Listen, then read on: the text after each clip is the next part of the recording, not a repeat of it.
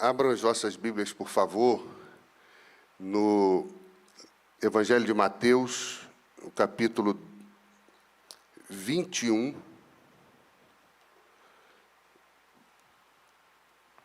versículo de número 13.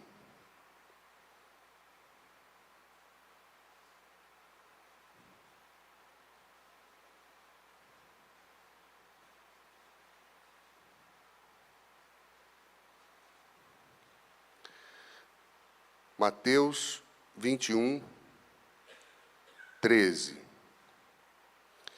Esse texto, meus irmãos, tem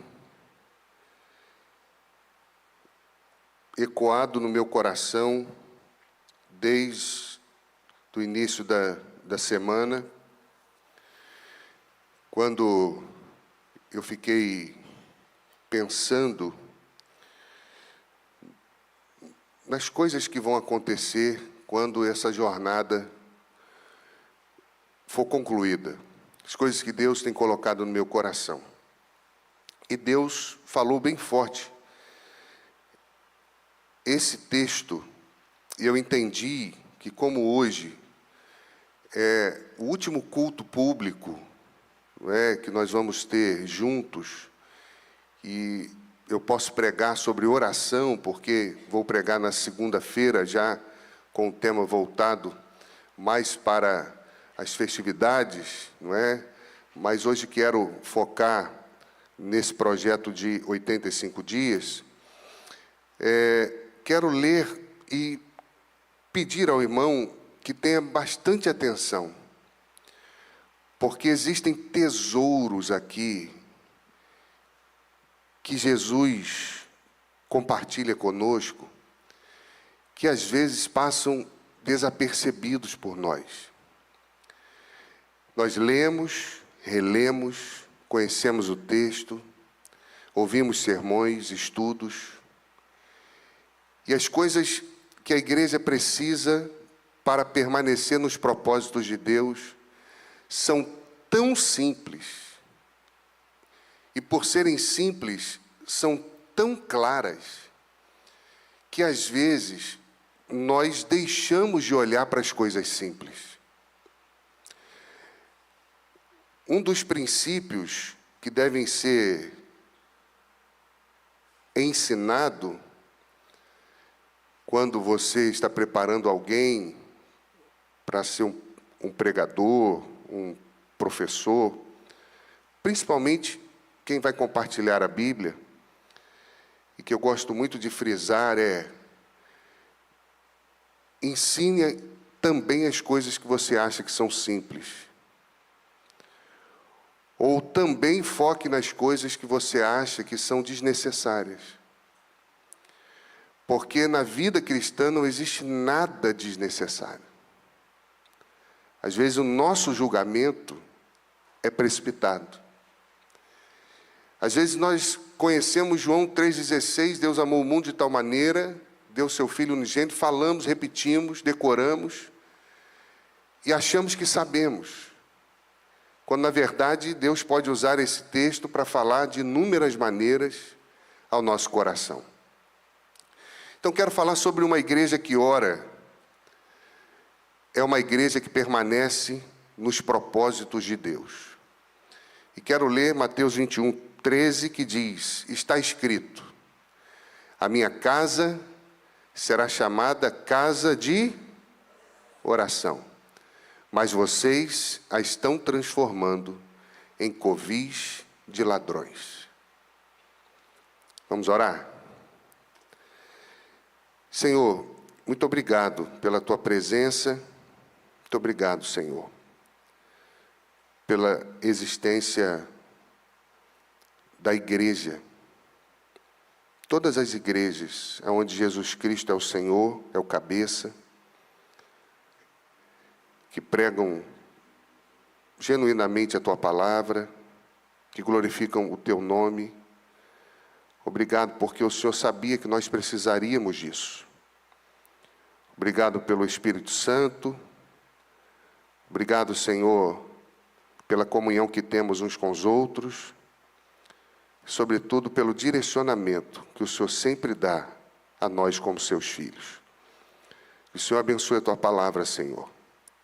Em nome de Jesus. Amém. É uma palavra dura. Jesus está na entrada triunfal em Jerusalém. Está indo para a cruz. E a Bíblia diz que ele, ao adentrar, há uma festa. Muitos celebram, as crianças gritam hosana nas alturas, mas os líderes religiosos ficam revoltados. Mas se você continuar lendo o texto, parece que há um corte, porque em ato contínuo, Jesus ele vai diretamente ao templo. Ele entra em Jerusalém e vai ao templo. Ele tinha endereço certo. Ao passar por Jerusalém, ele sabia o que tinha que fazer. E chegando lá, ele começa a ver um templo sem propósito. Ele começa a ver um lugar que tinha perdido a razão de existir.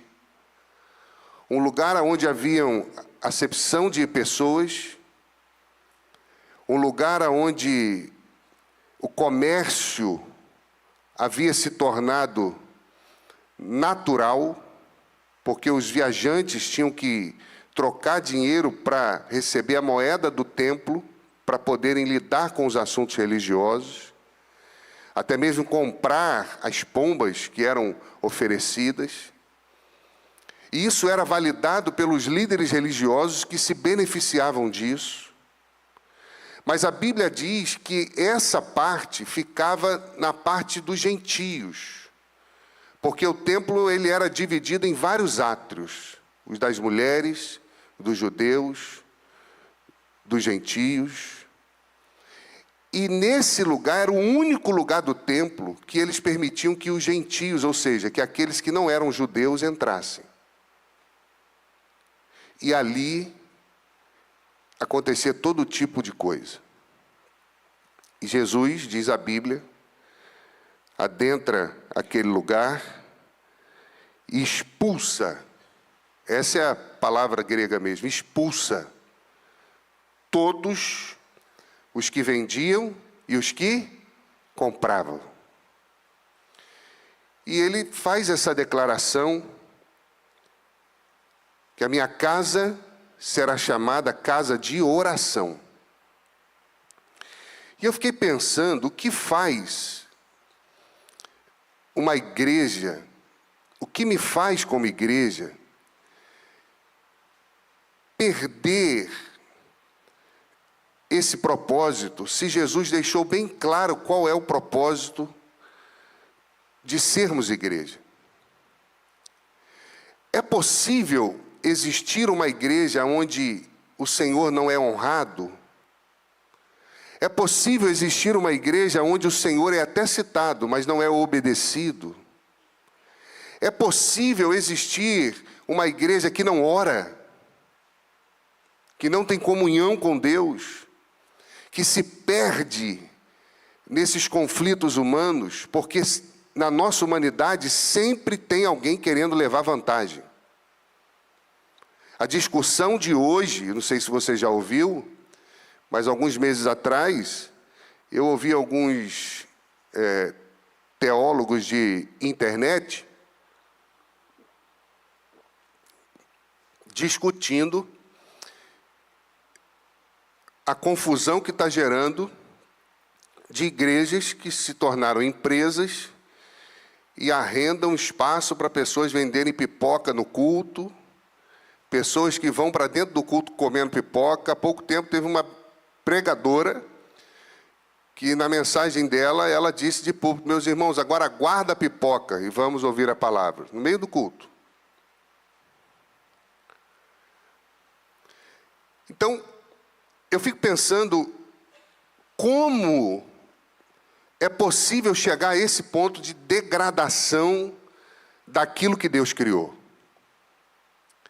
Me lembrei de uma história de um farol que virou museu. Você conhece a história? Se não conhece, existem muitas igrejas na Europa que fecharam as portas. Grandes templos que se tornaram bares, boates, acabaram. Gerações se passaram e aquela igreja sucumbiu. Muitas e muitas. E tem uma história que diz sobre um farol que virou museu. Esse farol, ele era muito importante para a salvação de vidas. As pessoas que trabalhavam ali eram muito ativas. As pessoas que estavam ali se preocupavam de verdade para que aqueles que estavam navegando não passassem nenhum tipo de aperto, não morressem. E quando tinha algum desastre, eles entravam na água, eles levavam a luz, eles faziam tudo o que era possível para cumprirem com o propósito de salvar vidas. Mas aquele lugar era um lugar muito simples.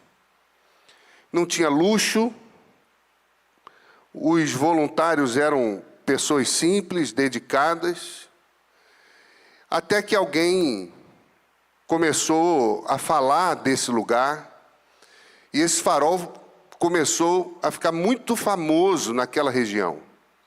E os curiosos começaram a chegar nesse farol. E chega um, chega outro, chega um, chega outro, alguém deu uma grande ideia, disse, nossa, esse farol é tão importante para nós precisamos doar alguma coisa para esse farol, nós precisamos reformar esse farol, nós precisamos investir nesse farol. E aquele farol foi ampliado, ganhou salas de reuniões, salas de jogos, restaurantes, decoração náutica, tudo muito bonito. Mas uma coisa aconteceu, com tanto conforto, aqueles voluntários que eram muito dedicados, eles estavam preferindo agora ficar dentro do farol do que sair nas tempestades. Porque agora aquele farol era muito bonito, mas não salvava mais ninguém. Um dia, um acidente ocorre, um navio afunda perto dele e não tinha ninguém para salvar. Porque esse farol havia esquecido o seu propósito. E nós sabemos que assim como aquele farol, a igreja pode manter uma estrutura, a igreja pode manter uma aparência, a igreja pode manter encontros, e ainda assim, segundo a palavra do Senhor Jesus, esquecer porque ela existe. E quando eu olho para o capítulo 21 em especial, ele está carregado de tensão política, religiosa, espiritual. Jesus está indo para a cruz, o Messias está sendo preparado, oposição muito violenta. O templo, liderado pelo judaísmo como um todo, os líderes fariseus, saduceus, escribas, eles estavam profundamente ritualizados e politizados.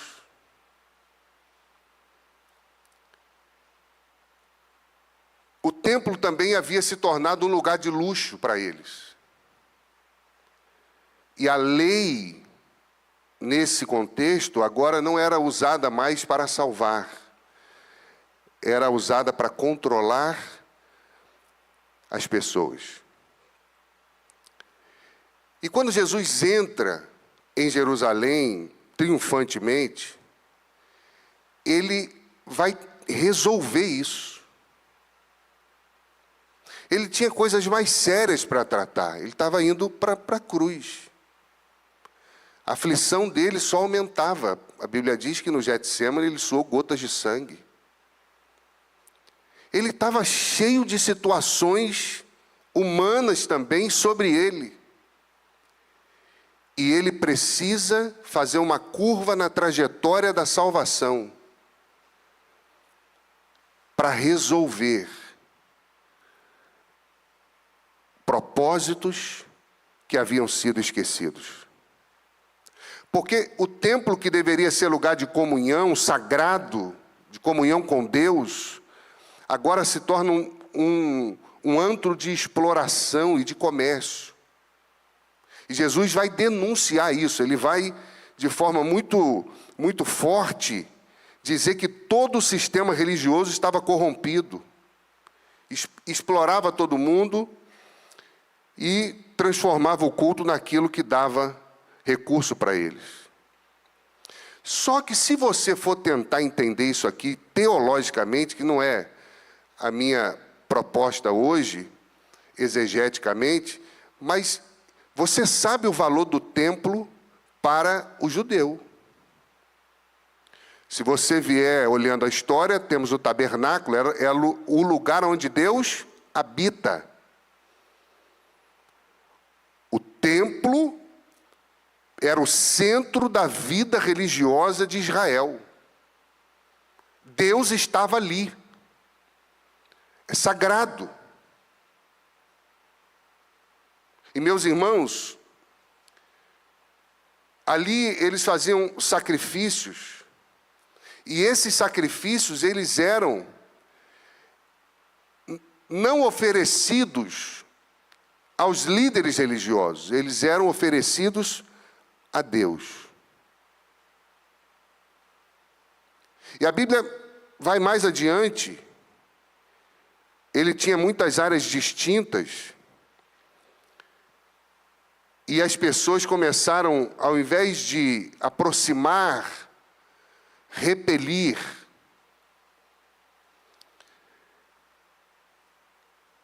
E quando eu olho para essa história, parece que eu estou em 2025. Quando eu olho para essa história, parece que nada mudou.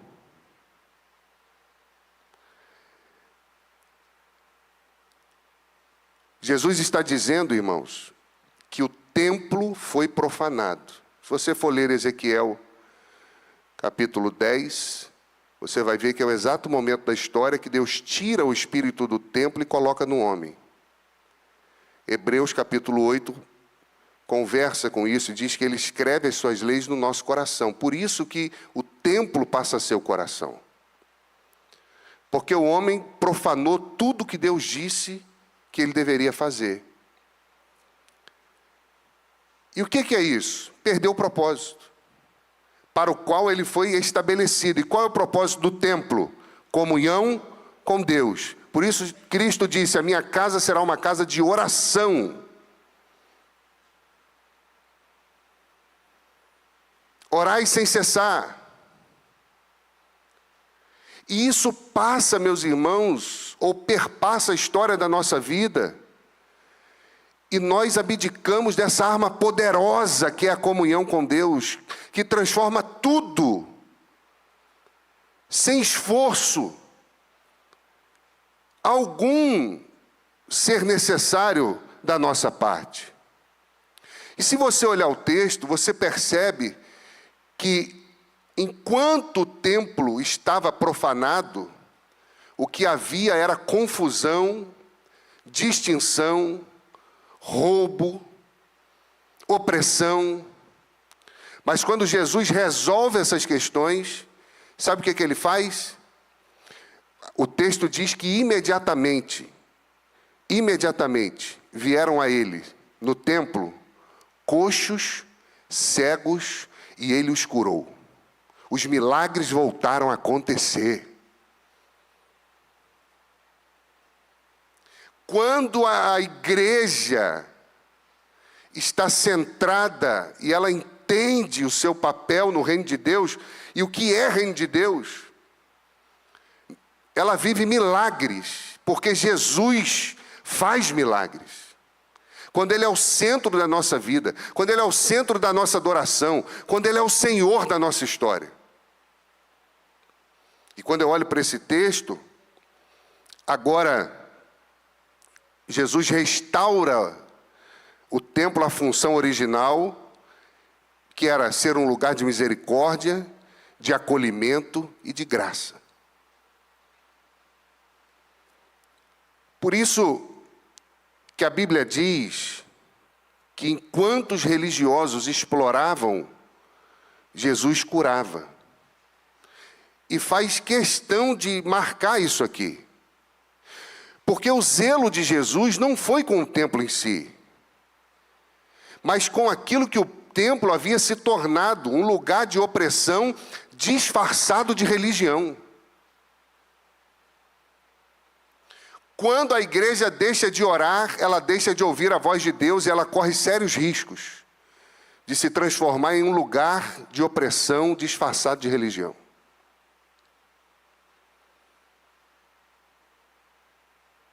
E Jesus está citando, quando ele diz que a minha casa será chamada casa de oração, e vocês estão transformando em covis de ladrões, Jesus está citando dois textos do Velho Testamento. Primeiro, Isaías 56, 7, que é o texto que fala isso, que fala do propósito original do templo, que é ser sagrado para todas as pessoas. Jesus não chegou ali.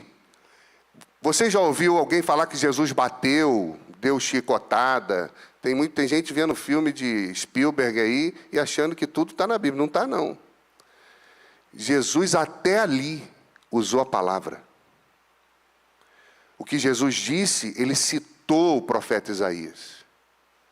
Ele está afirmando o propósito original do templo que eles haviam profanado.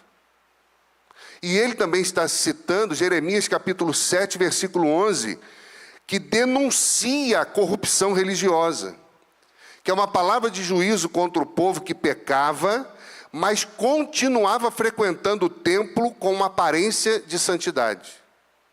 Jesus junta as duas coisas em uma correção só. E diz: olha o que vocês estão fazendo.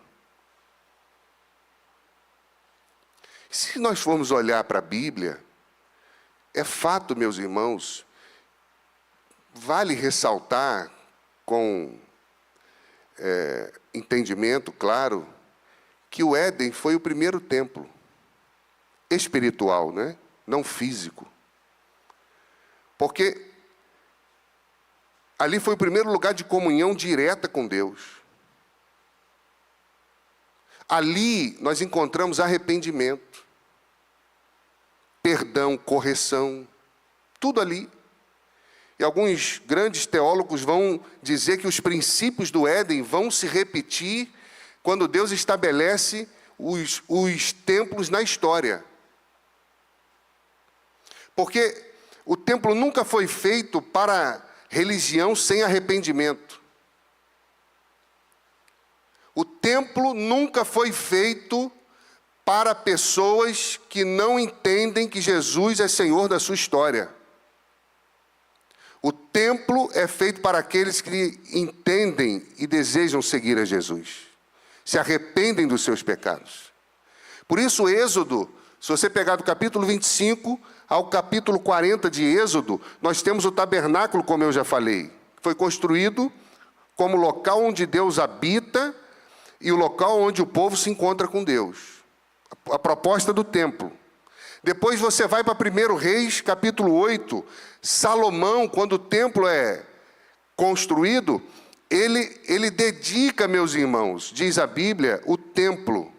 E na sua oração ele destaca que esse templo será uma casa de oração para que o povo se voltasse para Deus.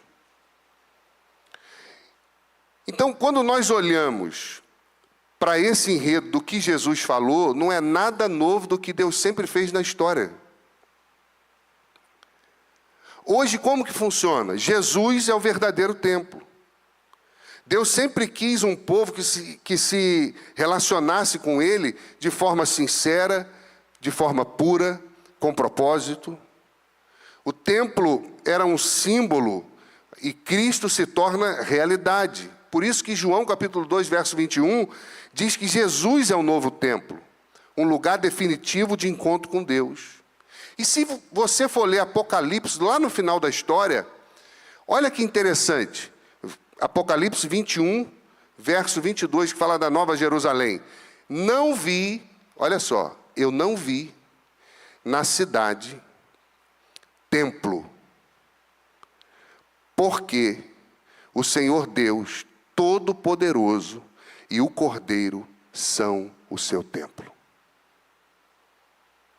E aí quando nós trazemos para a nossa vida, 1 Coríntios capítulo 3, verso 16, o que Paulo diz à igreja? Vocês são santuários de Deus.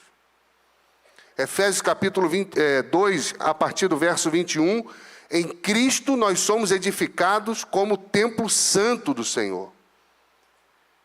Olha que coisa extraordinária, meus irmãos, porque agora o culto não é mais centrado num lugar, é centrado em Cristo. Por isso que se Cristo não for adorado, não é culto. E se Cristo não estiver no nosso meio, não é templo. E nós só conseguimos entender isso por meio da oração, da comunhão, da intimidade com o Senhor. E eu quero apontar, à luz desse versículo somente,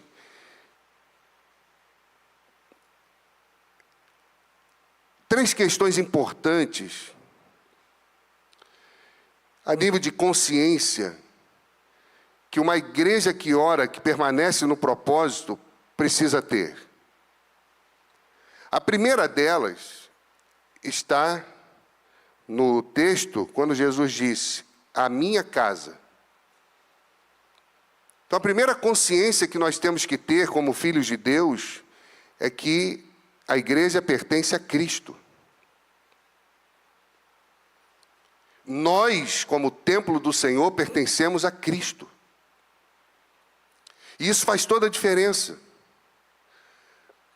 A igreja não é nossa. Os líderes não são nossos. Nem as tradições humanas são donas da igreja. Cristo é dono da igreja. Por isso que a primeira coisa que ele diz é isso, e ele deixa claro, a casa é minha. Porque a igreja não é uma organização humana para fins religiosos. Guarda isso no seu coração, meu irmão. A igreja nunca foi sonhada para ser uma organização humana para fim religioso. Igreja é um organismo vivo, nascido da vontade de Deus, comprado pelo sangue de Jesus e habitado pelo Espírito Santo. Onde a glória de Deus nos assiste. Agora dentro de nós. Atos capítulo 20, verso 28. A igreja de Deus que ele comprou com o seu próprio sangue. Ele é o cabeça da igreja e nós não temos o direito de dirigir a igreja como se ela fosse nossa. Olha como isso é sério, irmãos. E quando eu falo dirigir a igreja, entenda esse prédio, mas entenda a sua vida. Porque nós somos a igreja. Você já ouviu alguém falar assim, crente falando, ninguém tem nada com a minha vida? Ninguém tem nada a ver com a minha vida? Quando nós esquecemos que a igreja pertence a Cristo, algumas coisas preocupantes acontecem. Nós tomamos decisões pelo poder e não pela oração. É na força do braço. Administramos a igreja como um negócio, não como um altar. Aonde o fogo de Deus queima as impurezas do nosso coração. Efésios 5, 25. Cristo amou a igreja e se entregou por ela.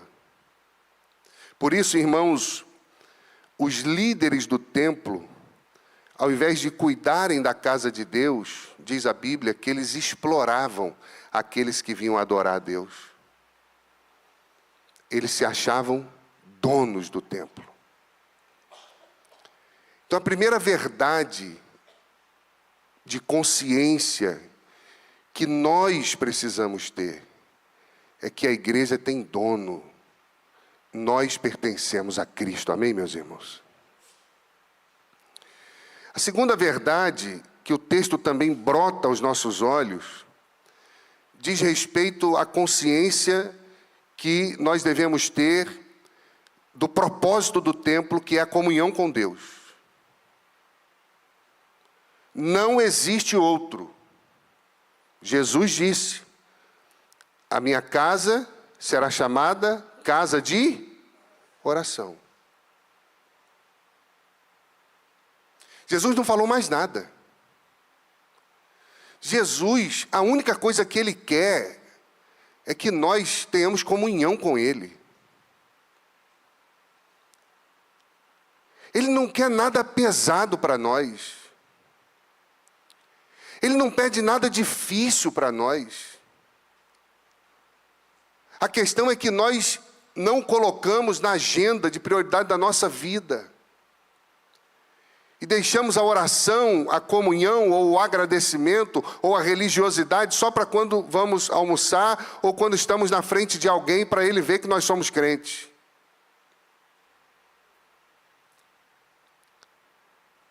O propósito principal da igreja é ser um lugar de adoração, de intercessão, um lugar onde se busca incansavelmente pela vontade dEle.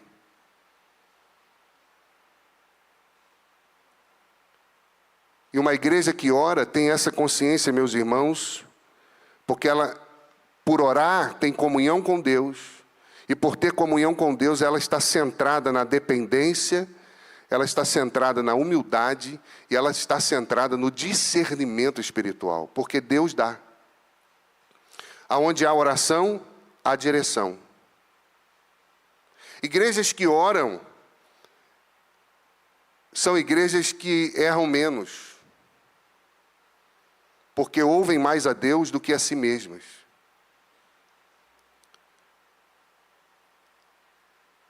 E o templo, meus irmãos, tem uma finalidade essencial, nós temos visto aqui, que não é outra do que ser um lugar onde Deus é o centro de tudo. De tudo. Por isso que Jeremias 29:13 diz: vocês me buscarão e me encontrarão, quando me buscarem de todo o vosso coração. E diante de tanta mudança, meus irmãos, que o mundo vive, a sociedade vive, e até as igrejas estão passando, as nossas reuniões refletem mais estratégias humanas ou mais quebrantamento diante de Deus? Onde há oração, há direção. Onde não há oração, há distração. E como isso bateu forte no meu coração. Porque quando a igreja se torna indistinguível do mundo, ela perdeu o direito de falar ao mundo.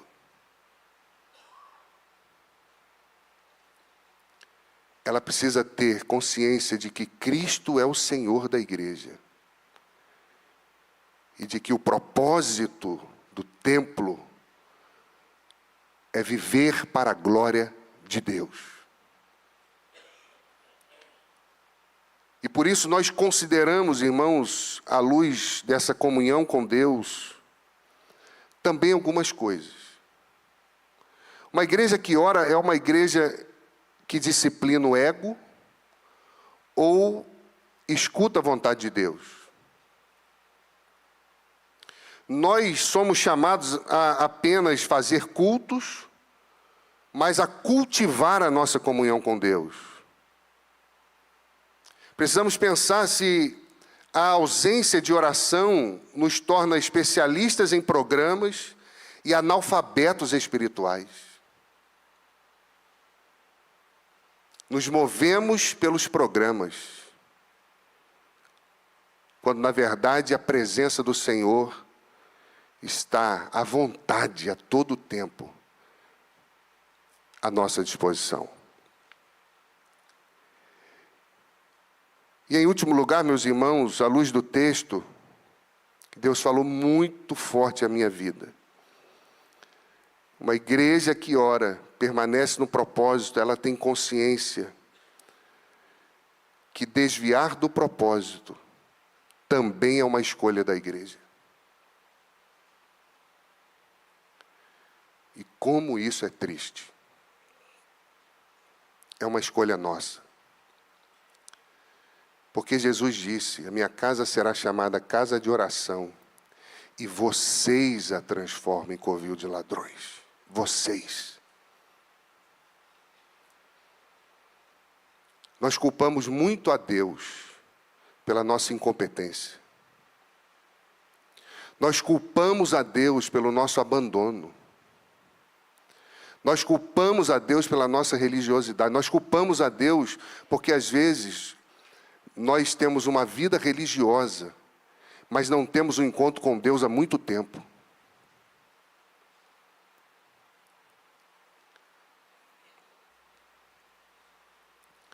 Desviar dos propósitos de Deus também é uma escolha da igreja. E, meus irmãos, toda a igreja, ela está em constante risco de perder a sua vocação espiritual. Toda. Eu, você, toda a igreja. Se nós não cultivarmos uma vida de oração, se nós não tivermos comunhão com Deus, nós podemos, até com boas intenções, tentar transformar a igreja naquilo que ela nunca foi criada para ser.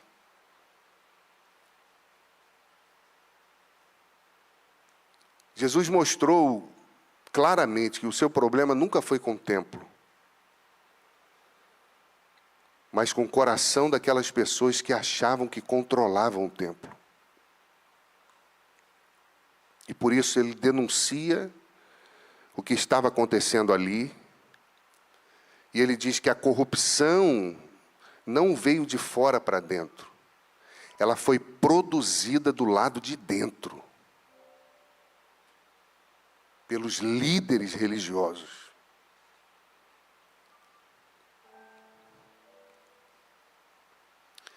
Jesus, ele é muito claro quando ele diz que a casa de Deus, ela foi deturpada pelas escolhas deles.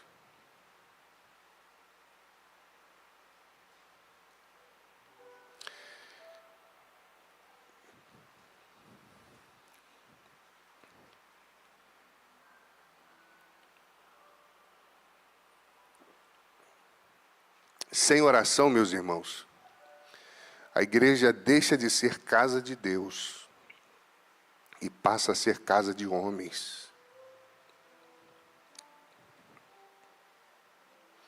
E homens machucam, ferem, envergonham, fazem distinção de pessoas,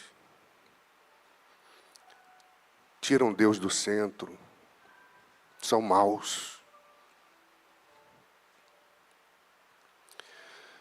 A W. Tozer, ele tem uma frase linda, ele diz que se o Espírito Santo fosse retirado hoje da maioria das igrejas, 95% das atividades dessas igrejas continuariam e ninguém perceberia nada. Ninguém.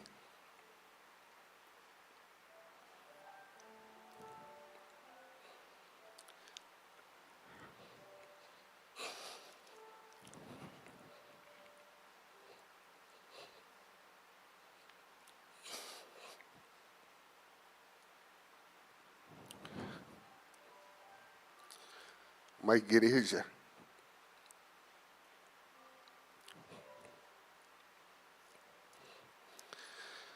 precisa ter consciência, eu e você,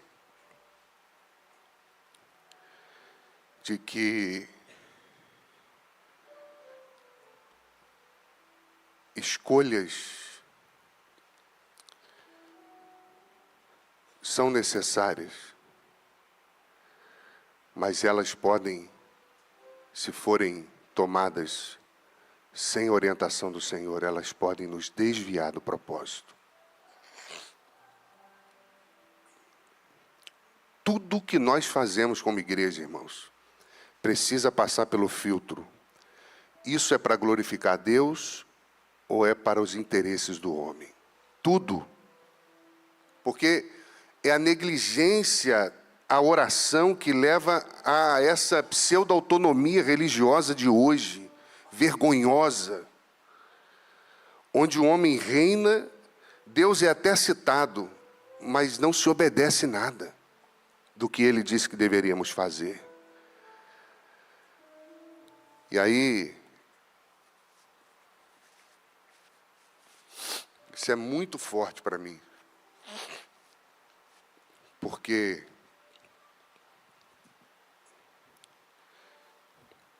Jesus tinha tanta coisa para se preocupar. Ele estava entrando para ir ser preparado para morrer. E ele precisa desviar para poder corrigir um povo que permanentemente escolhia abandoná-lo.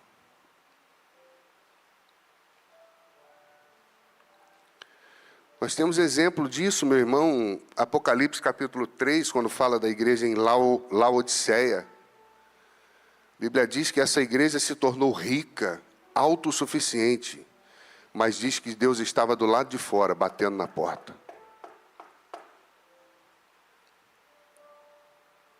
Do lado de fora.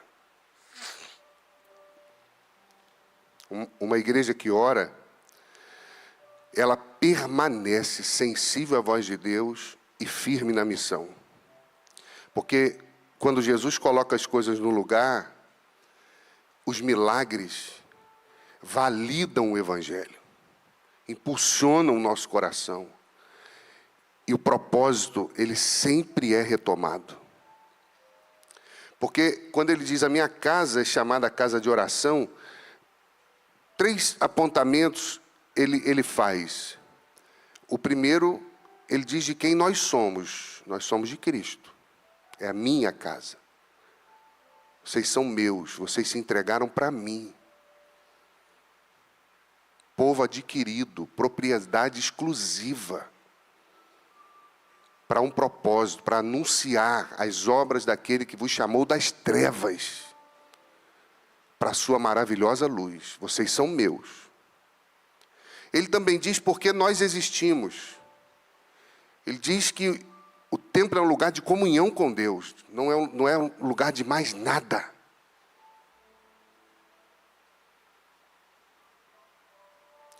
E ele diz aquilo que nós devemos nos guardar, que é não perder o foco espiritual, para não transformarmos a nossa vida em um covil de ladrões. E eu concluo, meus irmãos, dizendo que a oração é o alicerce espiritual da igreja. Sem ela, tudo vira rotina. Sem ela, tudo vira estratégia. E sem ela, tudo vira esforço de homens. Continuemos a orar, irmãos. Permaneçamos nesse propósito. Porque esse é o segredo de uma vida edificada em Cristo. Deus nos abençoe.